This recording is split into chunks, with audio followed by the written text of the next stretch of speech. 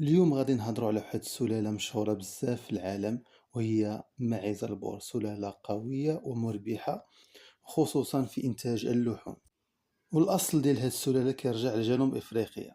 تم الإنتاج ديالها في الثلاثينيات من القرن الماضي، وكلمة البور باللغة ديال المنطقة كتعني الفلاحة. وهاد التسمية جاية حيث هاد الماعز كان كيتربى عند الفلاحين ديال المنطقة. ومن حيث الشكل، الماعز البور كيمتاز بالجسم الضخم والممتلئ. اللون ديالو غالبا كيكون أبيض، بما أن الرأس كيكون بني أو أحمر. والذكر كيوصل ما بين 135 كيلوغرام، والأنثى كتوصل ما بين 90 حتى 100 كيلوغرام.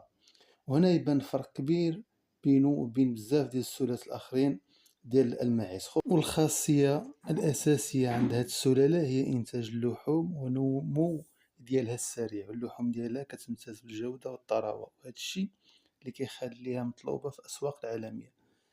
وزيادة على هذا الشيء، الماعز البور معروف بالخصوبة ديالو العالية، بحيث الأنثى ممكن تولد 3 المرات في السنة، أي 3 المرات في السنة، وغالبا كتعطي التوأم.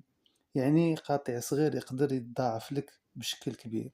عندك 3، اللهم بارك، لو ولدت لك 3 في العام ولا جوج، راه الخير والبركة. أيضا هاد السلالة كتحمل بزاف ديال الظروف المناخية، بحال الرطوبة، الحرارة، البرودة، هادشي كامل وهاد الميزة كتخليه مناسب لجميع الدول.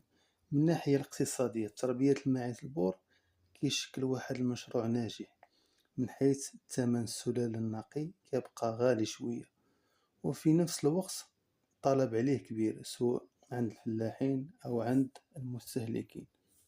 باختصار، هاد الماعز ديال البور سلالة عالمية معروفة بالقوة وبالإنتاج ديالها ديال اللحوم وبالجودة ديالها.